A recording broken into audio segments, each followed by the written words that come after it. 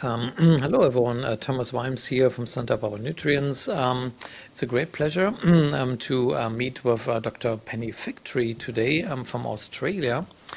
Penny is a general practitioner in Australia and a low-carb ketogenic practitioner. I think Penny has lots of great stories to tell. But let's first ask who is Penny Figtree? Maybe can you fill us in on what your background is and where you are and what you do? Hello, everybody. Well, my name's Penny, and I am based in a regional centre in Australia called Port Macquarie, which is about 4 hours north of Sydney. And it's a sunny, lovely place. And I've been a general practitioner here for 20 years.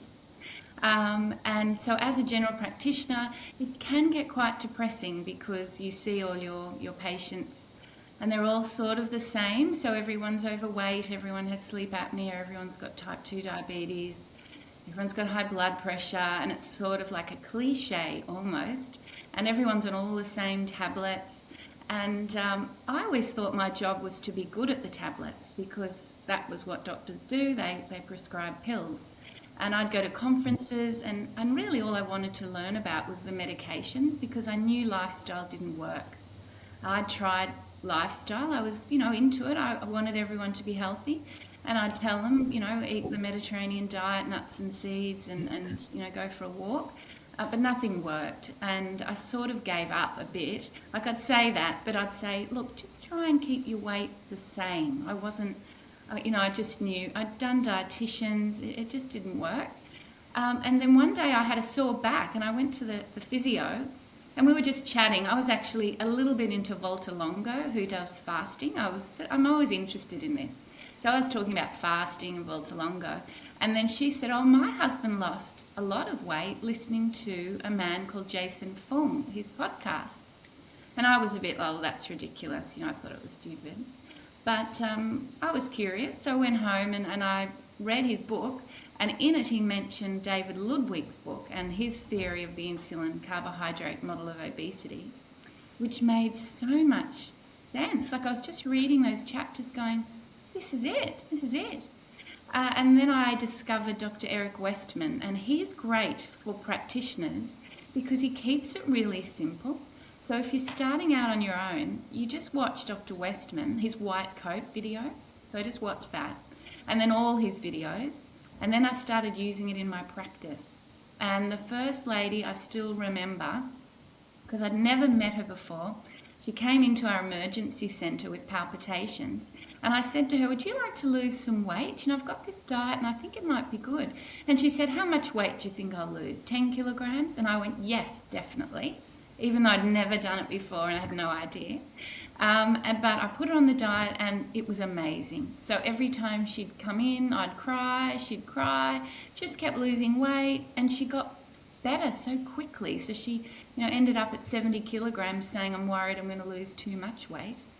And then patient after patient, it just kept happening, and reflux would go. And, you just can't believe it. After years of everyone getting sicker, suddenly they were getting better, and it was so easy. And so then I just became obsessed, and now that's all I do because it's so rewarding. And yesterday, actually, in my clinic, sorry, Thomas, I'll let you speak in a minute. I get so happy, I'm there. I just can't believe it. Everyone's getting off their insulin, everyone's happy, and it's a different sort of medicine. So I'm a crazy low-carb doctor. That's me. Good. Wow. So that's amazing, Penny. Maybe to recap, so I think so for many years you practiced just sort of the conventional way that general practitioners practice, essentially prescribing a lot of medication, sort of not taking diet and lifestyle interventions very seriously because of course nobody can adhere to them anyway. That's sort of the conventional wisdom.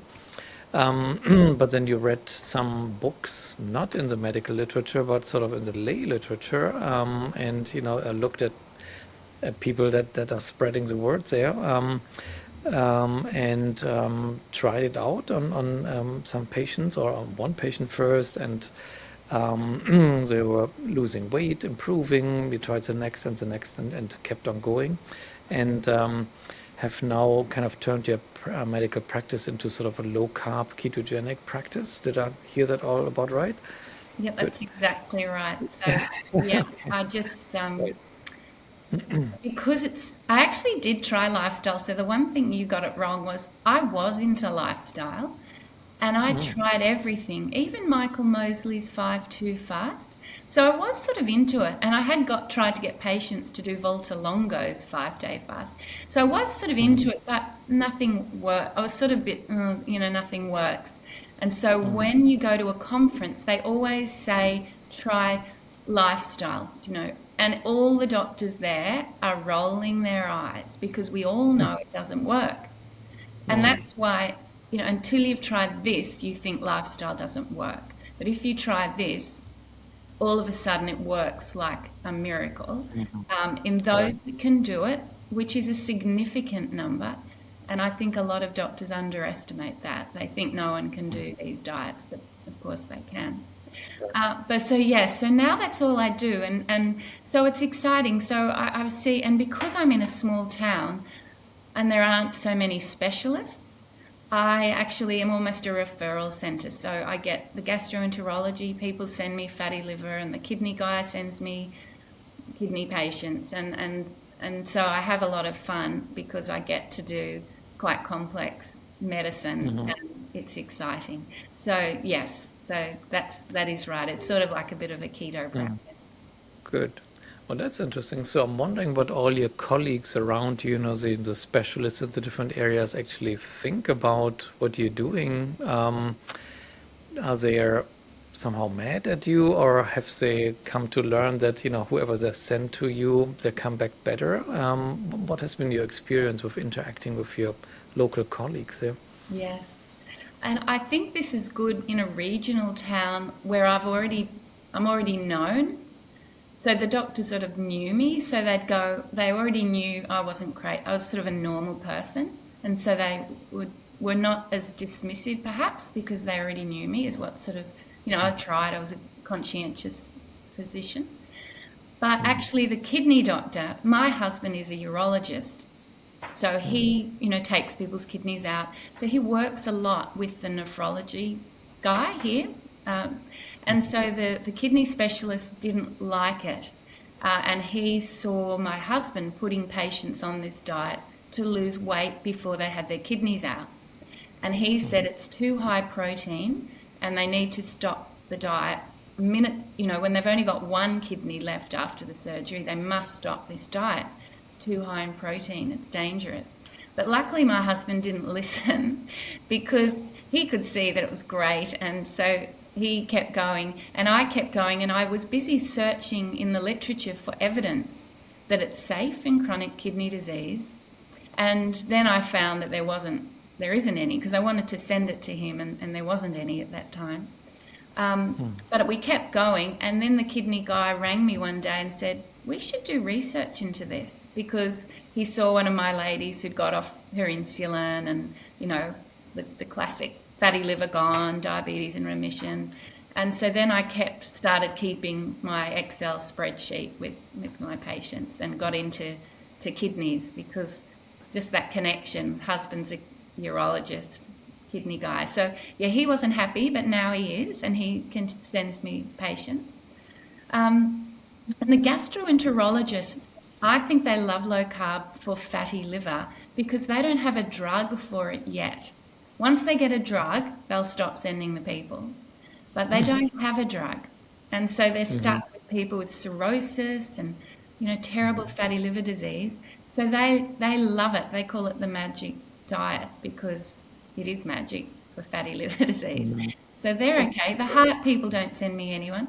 And the endocrinologist thinks there is an endocrinologist, and she saw one of my patients a few days ago. I actually saw the patient yesterday. He's in remission, HbA1c, 6%, no drugs, amazing. And she was very surprised that he could do it. So not critical, but like, oh, most people can't do it. So I think for doctors who don't use it, they think no one can do it, but they actually haven't tried to use it in their practice. So they don't know that a lot of people can do it. So yeah, it's Right. not too bad. I don't get too much pushback at all. And the Okay. GPs like it. Yeah. Excellent. Yeah. So you're talking to the other GPs in your area, and I think you told me before that you've been converting some of them to sort of practice, in a similar way, and they're liking it as well. Is that right? Are they picking it up as well? Yes, well, in our town, a lot of the GPs will send me the patient, so I don't know why they don't do it themselves. I guess there's a bit of a learning curve.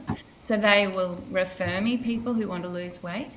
Um, and and then I always write a letter back so they see the results in their patients. So in my town, I actually don't know, I think they're on board with it, but they're not doing it themselves. But I'm in a Facebook group of Australian doctors, and there's over 500 of us in there, and it's growing all the time. And I do think, I don't know why, but the big associations don't seem to want to get excited about this. But what's happening is GPs in particular, we don't get money from the pharmaceutical industry. We're there in the trenches with a waiting room full of people. And I think, as particularly young doctors, once they get a taste of it, like they run with it because it's happy. I have such a happy time. And I have a medical student each year, and they love it too because it's happy. I was actually thinking the other day people want to be obstetricians because it's positive, but I actually think being a low-carb doctor is more exciting than delivering babies. But in my town, maybe not, but in Australia, definitely. I think it's spreading. I think it's about to explode, actually. From the bottom up, I think the doctors are going to just start doing it, and it'll be normalised. It'll be normalised. So. Wonderful. Okay. So do you run into, problems with medical guidelines and, or health insurance is saying, oh no, you can't do this, you have to prescribe this. Are there any obstacles like that, or are you essentially free to do whatever you want? Well, I checked with my Medical Indemnity Association, and they weren't worried. And I just run with it. But so I think now, like even the American Diabetes Association has a handout on how to use the ketogenic diet for type 2 diabetes, and our Diabetes Association mentions low carb just quietly. It's hidden in the back pages, but it is there. So I think it's very evidence based. It's not sort of crazy, and with the kidney disease, I guess that's borderline, but there was that recent Cochrane review saying there's no evidence for low protein in diabetic kidney disease, so that's sort of liberating as well. So I think I'm lucky. I've probably come in at a time where it's beginning to be okay. There was actually an orthopedic surgeon in Tasmania, Gary Fetke, who's quite famous, and he was prescribing to his patients post-operatively. He wanted them to have an egg and cheese, and he was not letting the dietitian see his patients. And he was reported to the medical board, and they told him he couldn't give dietary advice. And then he challenged it and got lawyers, and he's allowed to now. So I think a few years ago it was radical, but I don't think it is anymore. What's it like in the US? I suppose it's similar, but to me it's crazy that a doctor gets reported for giving dietary advice. I mean, if anyone should give dietary advice to their patients, it's a doctor, right? Why are people coming to the doctor, right? Says I want that type of advice. So it's just insane that this happened, and I think I've heard about that story as well. Yeah, and it is weird. I think there's a lot of confusion. A lot of doctors seem to think that if it's not FDA approved or whatever the regulatory authority is in each country, they're not allowed to prescribe it. And since diets, of course, are never FDA approved, there's no mechanism for it.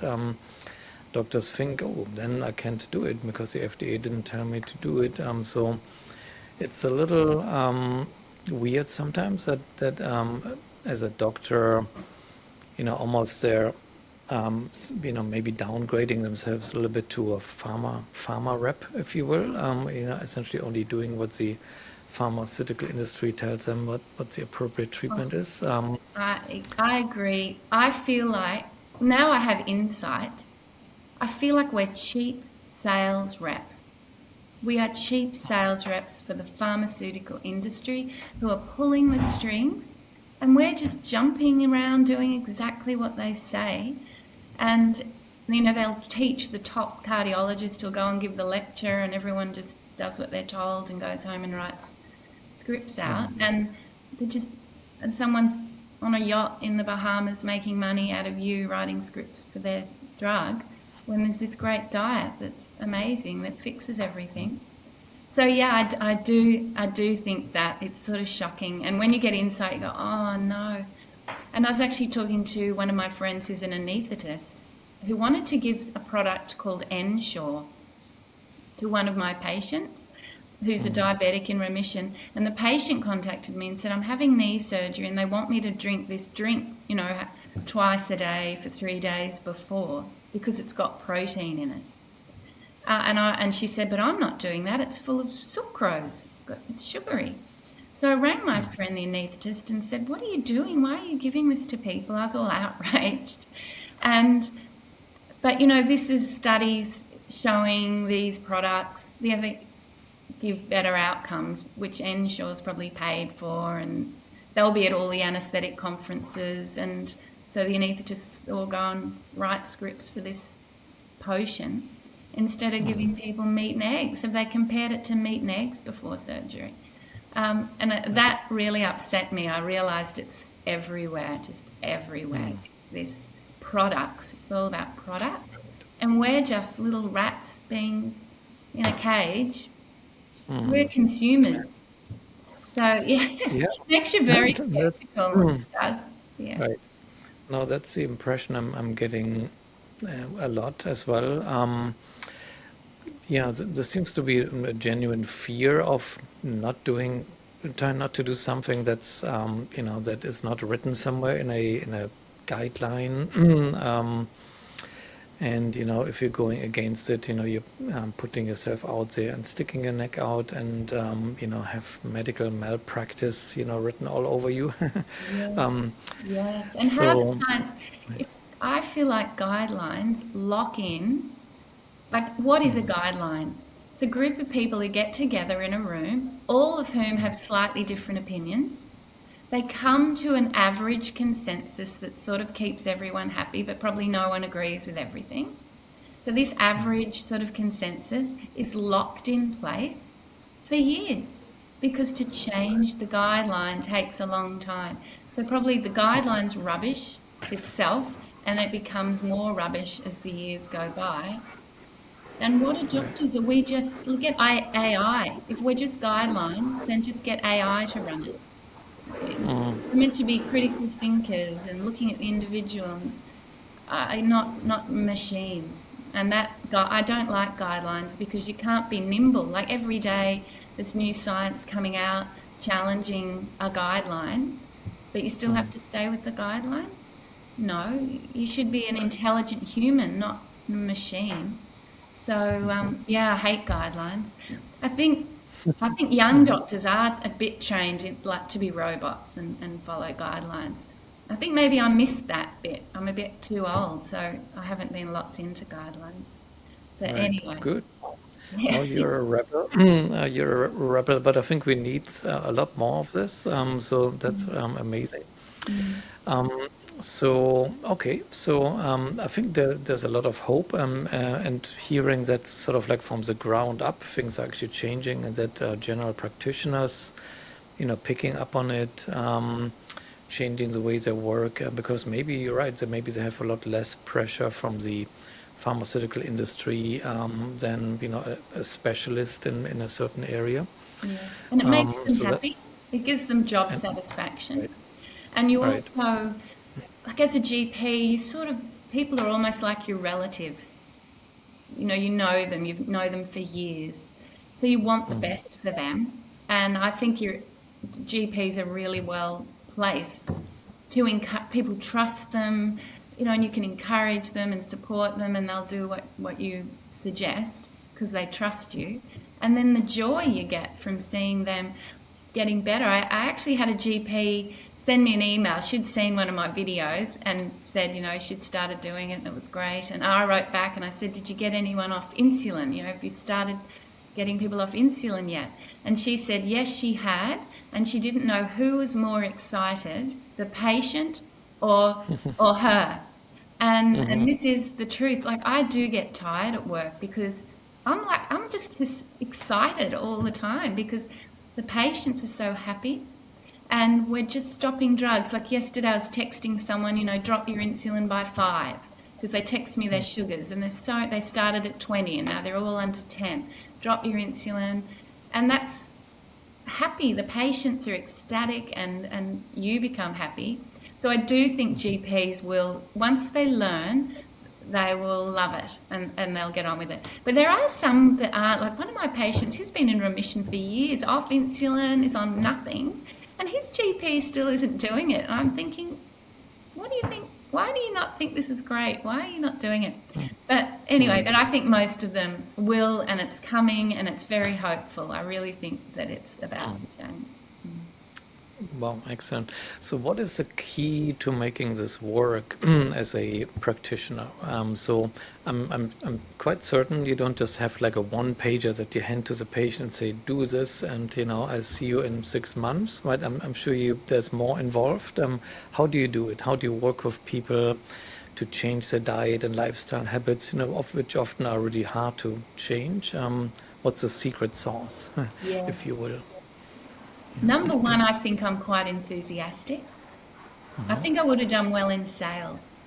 So, so the secret sauce is to be enthusiastic as a doctor. And I think a lot of people might fail because their normal doctors might say that's dangerous. What about your cholesterol? Everyone puts them off. But the secret sauce is to keep it simple. So that's why Dr. Westman is a complete legend, because he keeps it simple. So other people I see worry about macronutrients, and they talk about protein, this many grams per kilogram, and that doesn't work in real life because no one is wandering around measuring their food. You just can't be measuring your food. You have to be eating normal food easily. So I say to people, when someone comes in, I ask them, what do you eat now, before I talk to them. So I quickly write down what they're eating now, including coffees. Then I tell them how to do the diet. And then at the end, I go back through what they eat now and just tweak it for them. So for breakfast, it's always some miserable breakfast cereal. So, of course, that's easy. Hopefully they like eggs. That does help. And then I'll talk about their coffee. And then I'll look at their lunch. You have a chicken sandwich. Great. You can still have the chicken, the mayonnaise, just don't have the bread. Or there's a low-carb bread I'll suggest that they could use. And then dinner, spaghetti bolognese, great. Have the bolognese. Don't put sugar in with the mince. And there are, zucchini noodles, or get a iceberg lettuce leaf. What do you have after dinner? Why don't you have diet jelly and cream? So there's no suffering. The rest of the family can still have pasta, but you just put a lettuce leaf. Do you have curry? Yum. Here's Mingle is an Australian brand that makes sort of low-carb curry spices.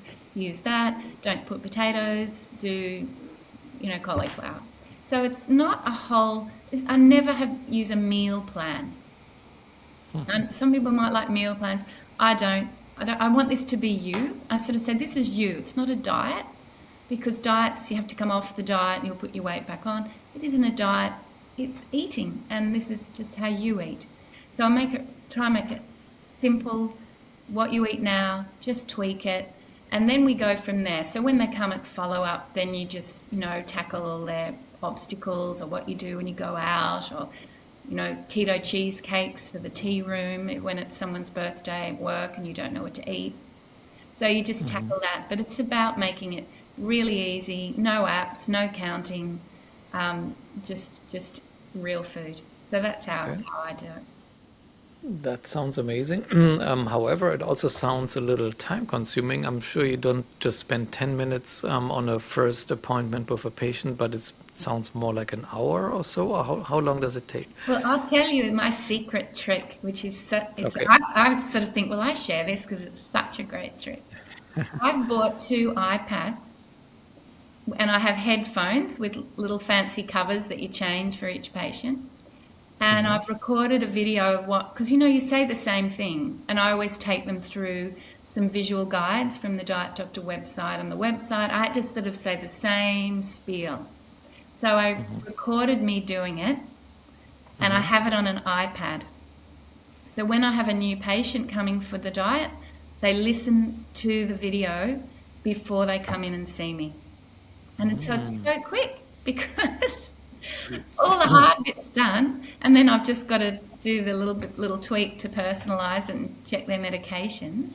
But I guess it would still take me, a new patient would be 30 minutes perhaps. But I actually I can be faster than that if they're easy. But when I listen to Marcus Shaman, is it Marcus Shaman? Hmm. Marcus Seaman, yeah, yeah, right. Shaman? He was Yeah, saying how that he spends an hour and a half with a new right, patient. I heard you talking about that, and I'm going, right, guys, I've got the answer. Like you just use right, all these systems because it's the same. It's pretty much the same. right. That So yeah, so makes that's so how I much make sense. it. Right. Okay, that's actually a great trick. So maybe let's not keep it secret. So let's shout it out there because it Yes. makes so much sense. Yeah, yeah, for Yeah. sure. Okay, so you see, like on a first visit, you see a patient, you give them the iPads, they listen to you, gives you the same speech that you give to all the patients anyway. Yeah. Then you individualize it a little bit, maybe spend another half an hour and send them on their merry way. And how soon do you want them back for a follow-up? So if there's someone with, say, chronic kidney disease or heart failure or on a big dose of insulin, um, so the insulin people, I give them my email or my mobile phone to tell me what their blood sugars are, because those first few days you've really got to be dropping it down. Um, Mhm.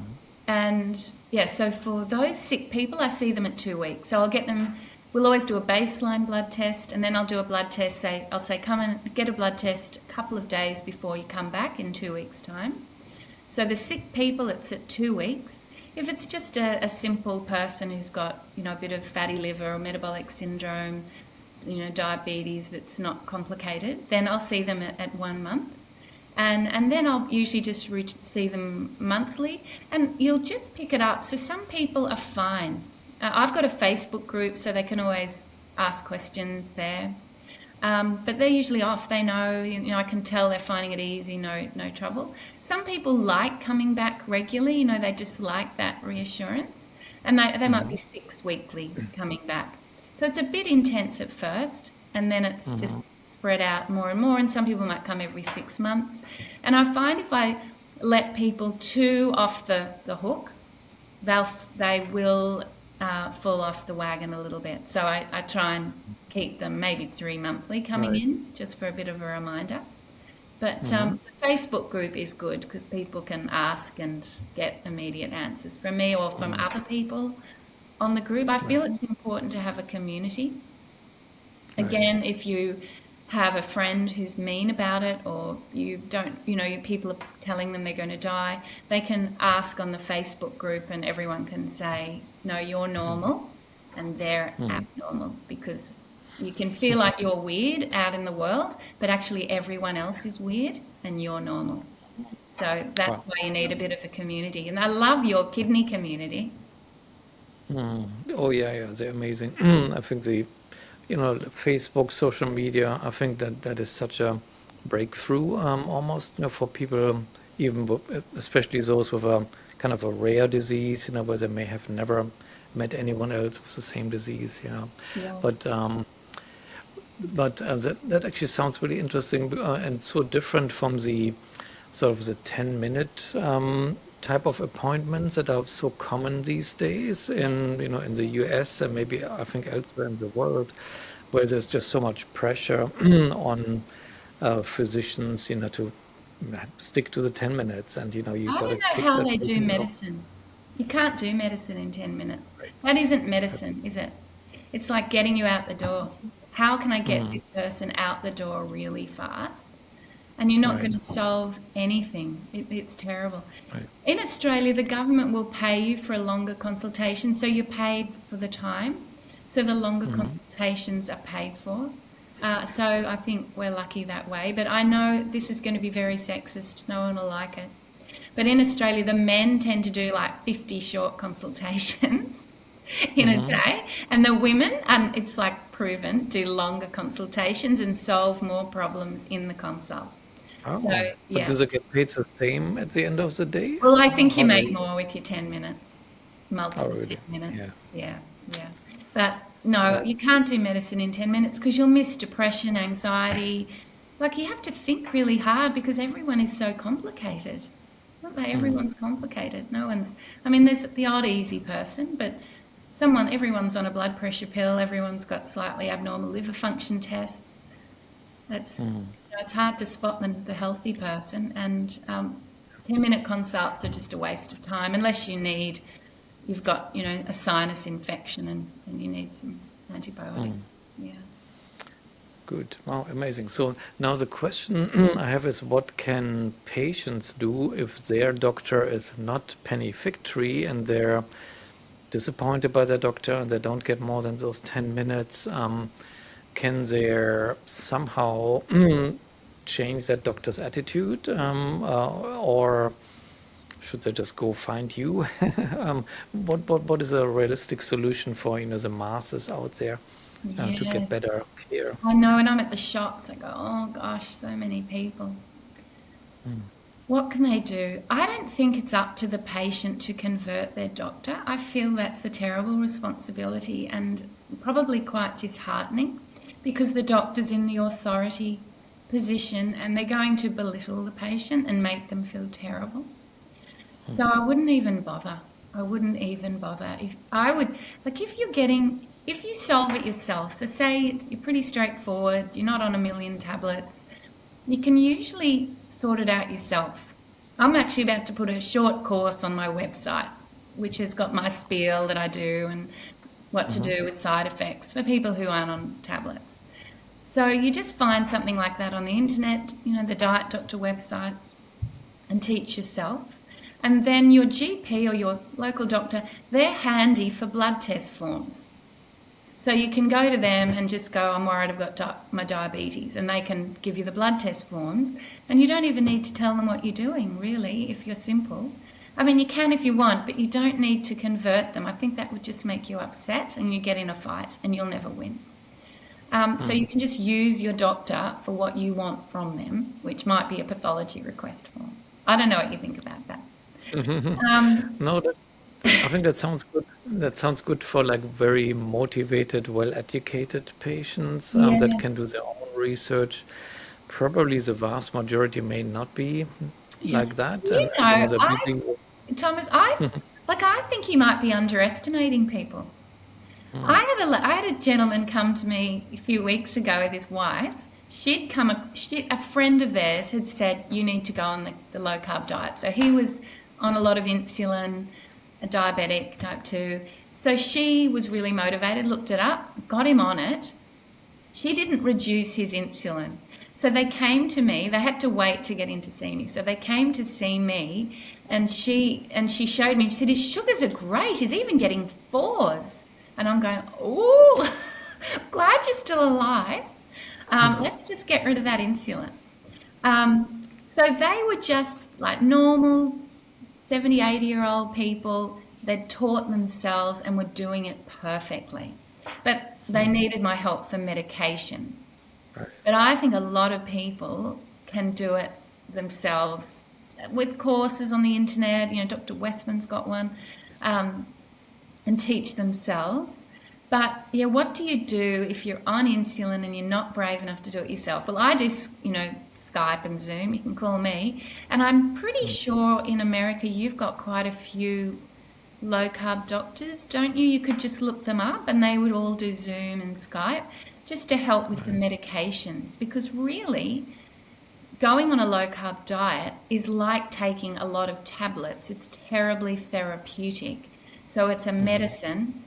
And if you're already on medicine, there's an interaction there, and you probably need guidance as to how to stop Right. them.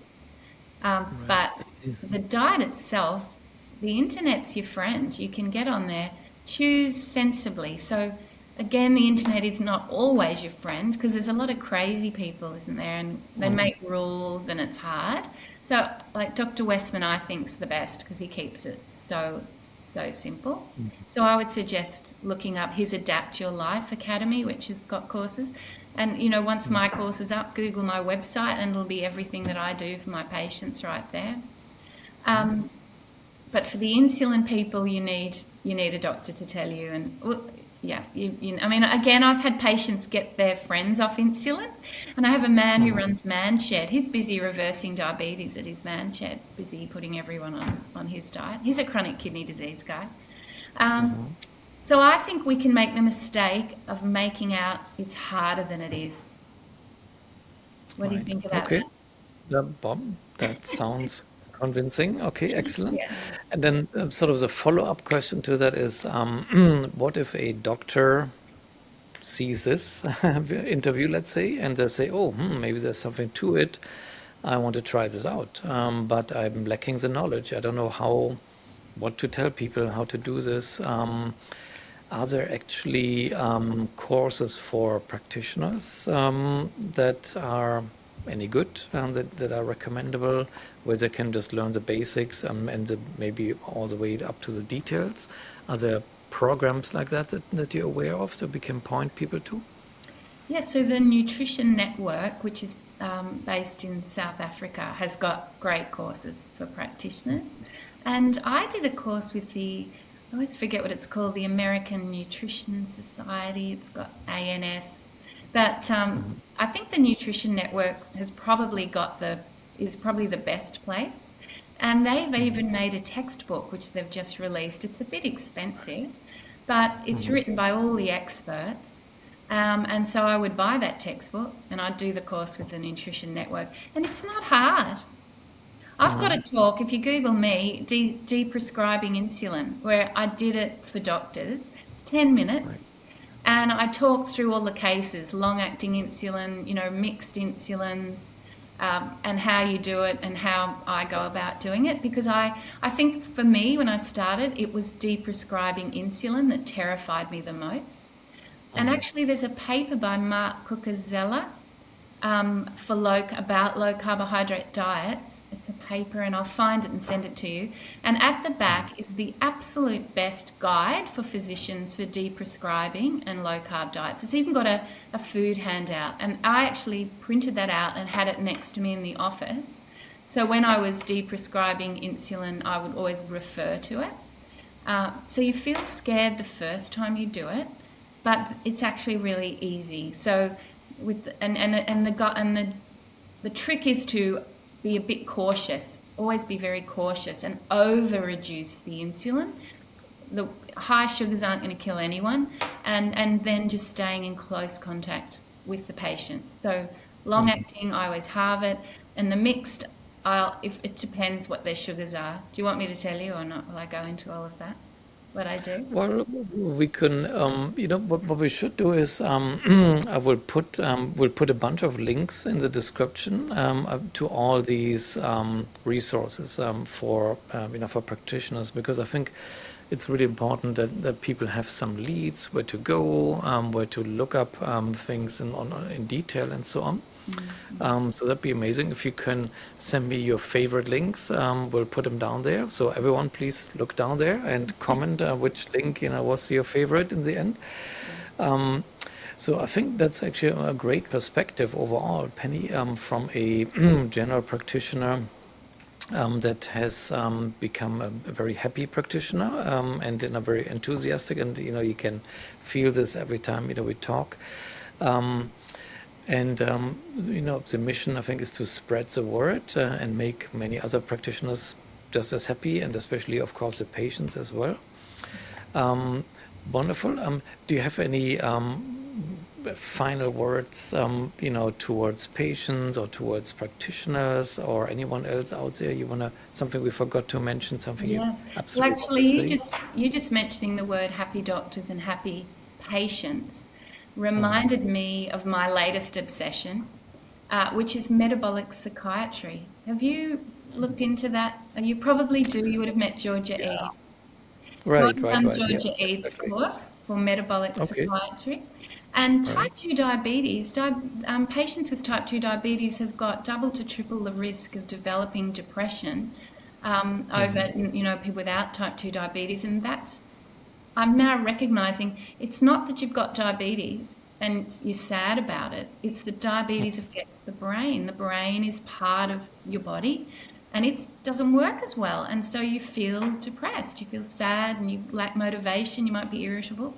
And so that improves. So that's what I see as well. I'll put people on this diet and then they'll come back and go, oh, I'm just feeling happier and I'm not fighting with my husband anymore. Or a lady told me, my children said, Mum, you're the way you used to be, because she was always depressed and despite medication, still wasn't great. And I've got a Right. gentleman with schizophrenia and he's much improved. And so this whole new world of metabolic psychiatry is about to Right. explode. And this is the other incredible advantage of ketogenic diets. It's like, what doesn't it fix?